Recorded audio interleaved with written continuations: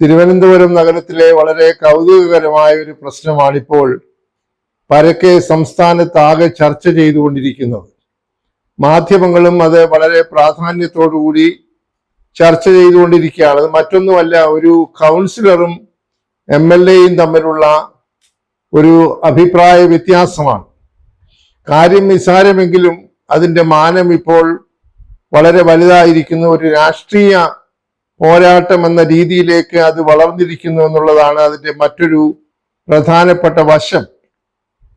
ശാസ്തമംഗലത്തെ കൗൺസിലറായി ഈ കഴിഞ്ഞ തെരഞ്ഞെടുപ്പിൽ വിജയിച്ച മുൻ DGP ആയ ശ്രീമതി R ശ്രീലേഖ IPS അവരുടെ കൗൺസിലർ എന്ന രീതിയിലുള്ള പ്രവർത്തനങ്ങൾക്കായി ഓഫീസ് ആവശ്യമെന്ന് കരുതി അവരുടെ മുൻഗാമിയായിരുന്ന കൗൺസിലർ ഉപയോഗിച്ചിരുന്ന ശാസ്തമംഗലത്തെ ഒരു കോർപ്പറേഷൻ കെട്ടിടത്തിൽ പ്രവർത്തനം ആരംഭിക്കാൻ ചെന്നപ്പോൾ അവർക്ക് ആ സൗകര്യങ്ങൾ പോരാ എന്ന് തോന്നിയതിന്റെ ഫലമായിട്ടുണ്ടായ പ്രശ്നങ്ങളാണിപ്പോൾ അല്പമൊക്കെ രാഷ്ട്രീയ വിവാദത്തിന് വഴിതെളിച്ചിരിക്കുന്നത്. അവിടെ കോർപ്പറേഷന്റെ ഓഫീസ് കെട്ടിടമാണെങ്കിൽ പോലും അതിന്റെ പ്രധാനപ്പെട്ട 2 മുറികൾ കഴിഞ്ഞ 7 വർഷങ്ങളായി ഉപയോഗിക്കുന്നത് വട്ടിയൂർക്കാവ് MLA ആയ ശ്രീ പ്രശാന്താണ്. നമുക്കെല്ലാം അറിയാം, MLA-മാർക്ക് താമസിക്കാനും അത്യാവശ്യം ഓഫീസ് കാര്യങ്ങൾക്കുമായി MLA ഹോസ്റ്റലിൽ സൗജന്യമായ സൗകര്യങ്ങൾ സർക്കാർ ഏർപ്പെടുത്തിയിട്ടുണ്ട്.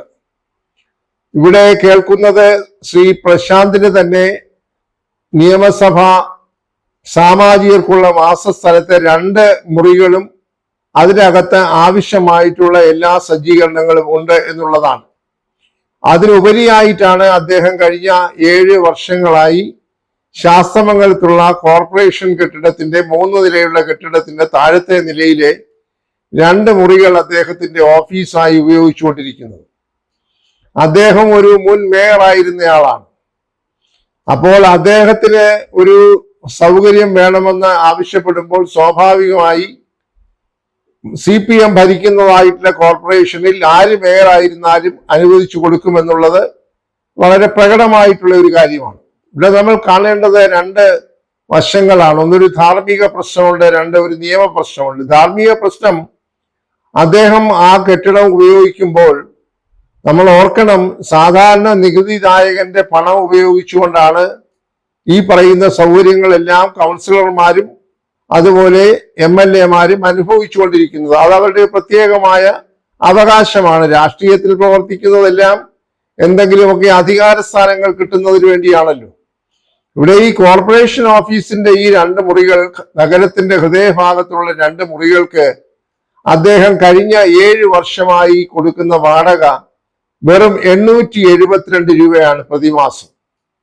നമ്മൾ ആലോചിക്കണം, അവിടെ ഒരു മാർക്കറ്റ് നിരക്കനുസരിച്ച് ഏകദേശം 25,000 രൂപയോളം വാടക കിട്ടാൻ സാധ്യതയുള്ള മുറികളാണ് ഇദ്ദേഹം വെറും 872 രൂപ പ്രതിമാസ വാടക ആയി കോർപ്പറേഷനിൽ കൊടുത്തുകൊണ്ടിരിക്കുന്നത്. അപ്പോൾ അവിടെ യഥാർത്ഥത്തിൽ കോർപ്പറേഷന് കിട്ടേണ്ടതായ പണത്തിൽ ഉണ്ടാകുന്ന കുറവ് എത്ര വലുതാണ് എന്ന് ആലോചിക്കണം. കോർപ്പറേഷന്റെ ഖജനാവിലേക്ക് ആ പണം പോകുമ്പോൾ സ്വാഭാവികമായി സാധാരണ ജനങ്ങൾക്ക് അത് മറ്റു തരത്തിൽ സേവനമായി ലഭിക്കേണ്ടതാണ്. അപ്പോൾ ഇദ്ദേഹത്തിന്റെ രാഷ്ട്രീയ സ്വാധീനം ഉപയോഗിച്ചും അദ്ദേഹം ഒരു മുൻ മേയർ ആണ് എന്ന നിലയിലും ഭരിക്കുന്നത് അദ്ദേഹത്തിന്റെ പാർട്ടിയാണ് എന്ന നിലയിലുമൊക്കെ അതിന്റെ സൗകര്യം ഉപയോഗിച്ചുകൊണ്ട് ഒരർത്ഥത്തിൽ പറഞ്ഞാൽ അധാർമികമായിട്ടുള്ള ഒരു നടപടിയാണ് അദ്ദേഹം സ്വീകരിച്ചത് എന്ന് പറയേണ്ടിയിരിക്കുന്നു. അദ്ദേഹത്തിന് നേരത്തെ പറഞ്ഞതുപോലെ സ്വന്തമായി ഓഫീസ് ഉണ്ടായിരുന്നിട്ട് കൂടി, സൗജന്യമായി ഉണ്ടായിരുന്നിട്ട് കൂടി ഇങ്ങനെ ഒരു ഓഫീസ് വീണ്ടും ഈ നഗരത്തിൽ പ്രവർത്തിക്കേണ്ട ആവശ്യമുണ്ടോ എന്ന കാര്യം വളരെ പ്രസക്തമായിട്ടുള്ള ഒരു ചോദ്യമാണ്. അതിന് അദ്ദേഹം പറയുന്ന വളരെ വിചിത്രമായ മറുപടി, MLA ഹോസ്റ്റലിൽ അങ്ങനെ ജനങ്ങൾക്ക് എല്ലായ്പ്പോഴും കയറി വരാനും പടി കയറാനും ഒക്കെ ബുദ്ധിമുട്ടുണ്ട്. അദ്ദേഹം എല്ലാ ദിവസവും 10,000 ആളുകളെ കണ്ടുകൊണ്ടിരിക്കുകയാണ്. അതുകൊണ്ട് എനിക്ക് മറ്റൊരു ഓഫീസ് കൂടി ഉണ്ടായേ ഒക്കുള്ളൂ എന്നൊക്കെ പറയുന്ന ന്യായങ്ങൾ അദ്ദേഹം സ്വയം ആലോചിക്കണം.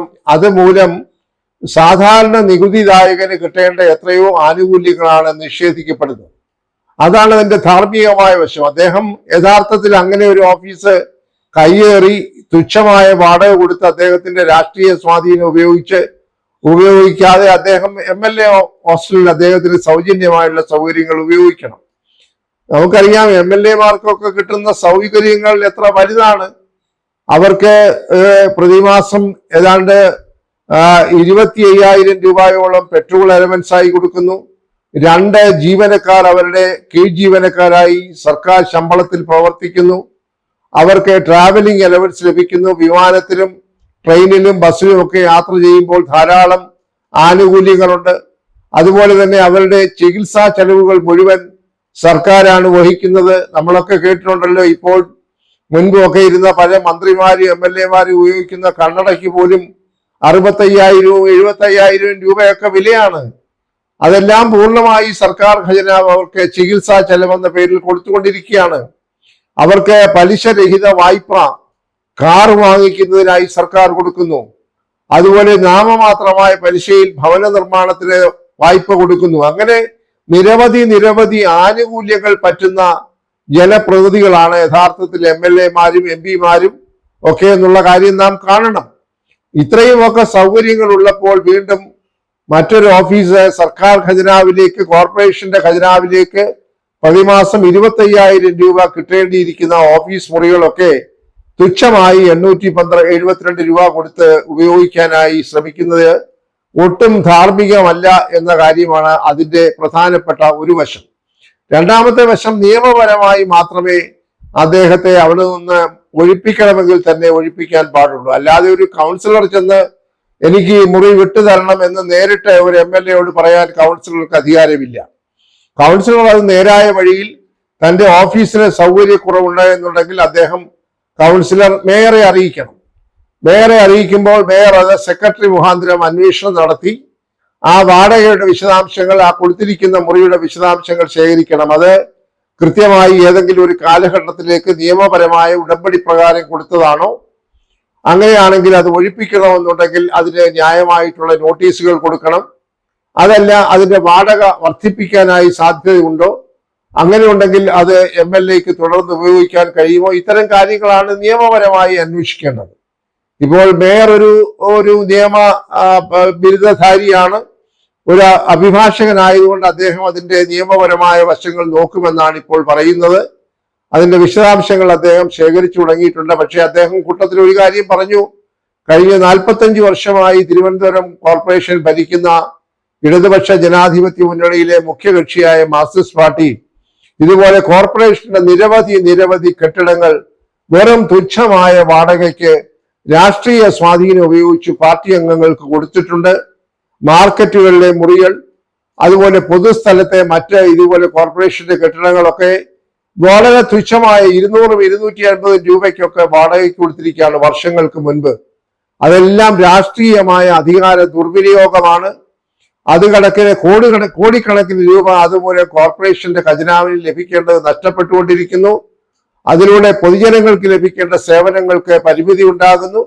അതുകൊണ്ട് അത് അവസാനിപ്പിച്ചെങ്കിലേ മതിയാവുകയുള്ളൂ എന്ന് ബഹുമാനപ്പെട്ട BV രാജേഷ് പുതിയ മേയർ ഇപ്പോൾ പ്രഖ്യാപിച്ചിട്ടുണ്ട്.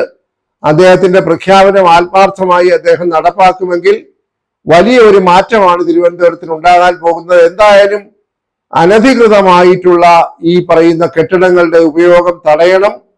അത് ബിനാമി ഏർപ്പാടിൽ ധാരാളം രാഷ്ട്രീയ നേതാക്കന്മാർ ഇങ്ങനെയുള്ള കെട്ടിടങ്ങൾ വാടകയ്ക്കെടുത്ത് മറിച്ചു കൊടുക്കുന്നുണ്ട്.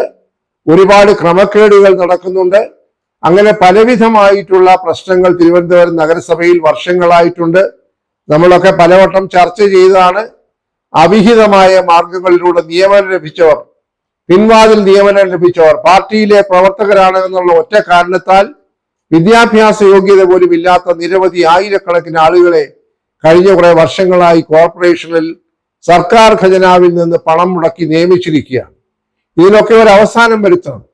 ചട്ടപ്രകാരം യോഗ്യതയുള്ള ആളുകൾ ആയിരക്കണക്കിന് യുവാക്കൾ നമ്മുടെ എംപ്ലോയ്മെന്റ് എക്സ്ചേഞ്ചിലും പബ്ലിക് സർവീസ് കമ്മീഷൻ റാങ്ക് ലിസ്റ്റിലും പെട്ട് അനാഥമായി നടക്കുമ്പോൾ രാഷ്ട്രീയക്കാരുടെ പിണിയാളുകളായി മുദ്രാവാക്യ തൊഴിലാളികളെയൊക്കെ ഭാരിച്ച ശമ്പളം കൊടുത്തുകൊണ്ട് ദിവസവേതനത്തിലും കോൺട്രാക്ട് വേതനത്തിലും ഒക്കെ വർഷങ്ങളായി പ്രവർത്തിക്കാൻ അനുവദിക്കുന്നത് അവസാനിപ്പിച്ചെങ്കിലേ മതിയാവുകയുള്ളൂ. അതിനുള്ള ആത്മാർത്ഥതയും ആർജവവും പുതിയ മേയർ പുതിയ ഭരണസമിതി കാട്ടുമെന്നുണ്ടെങ്കിൽ തീർച്ചയായും ജനപിന്തുണ ഉണ്ടാകും. ഇവിടെ ഇപ്പോൾ പുതിയതായി തെരഞ്ഞെടുക്കപ്പെട്ട കവടിയാർ വാർഡിന്റെ കൗൺസിലർ മുൻ MLA ശ്രീ KS ശബരിനാഥൻ ഈ പ്രശാന്തിന്റെ ഒരർത്ഥത്തിൽ പറഞ്ഞാൽ തുച്ഛമായ വാടകയ്ക്കുള്ള ഈ ഓഫീസ് ഉപയോഗം ശരിയല്ല എന്ന അഭിപ്രായം പുറപ്പെടുവിച്ചിട്ടുണ്ട്. അതുകൊണ്ട് അതൊരു രാഷ്ട്രീയ മാനമുള്ള വിവാദമായി മാറാം.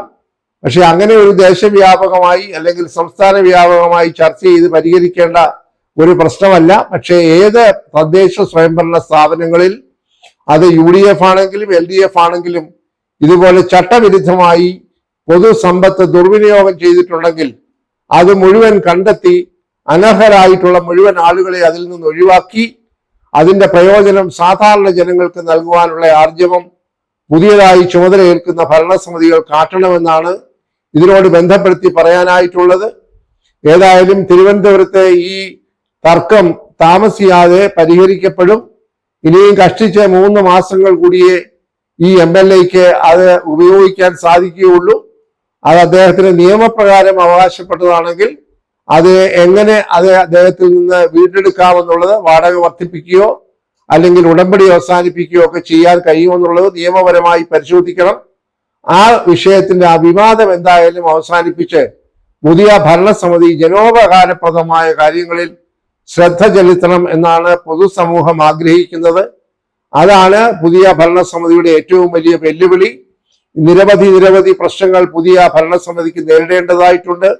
തെരുവ് നായകളുടെ പ്രശ്നം, റോഡുകളുടെ മെയിൻ്റനൻസ്, തെരുവ് വിളക്കുകൾ, അതുപോലെ തന്നെ സിറ്റി കോർപ്പറേഷന്റെ പരിധിക്ക് മാത്രം ഓടാനായി ഉദ്ദേശിച്ചിരിക്കുന്ന ഇലക്ട്രിക് ബസ്സുകളുടെ നിയന്ത്രണം, ഇത്തരം കാര്യങ്ങളൊക്കെ പരിഹരിക്കാനായിട്ടുള്ള ആത്മാർത്ഥമായ ശ്രമം പുതിയ കോർപ്പറേഷൻ മേയറും അദ്ദേഹത്തിന്റെ കൂട്ടാളികളും എടുക്കുമെന്നാണ് തിരുവനന്തപുരം നഗരവാസികൾ പ്രത്യേകിച്ച് പ്രതീക്ഷിച്ചു കൊണ്ടിരിക്കുന്നത്.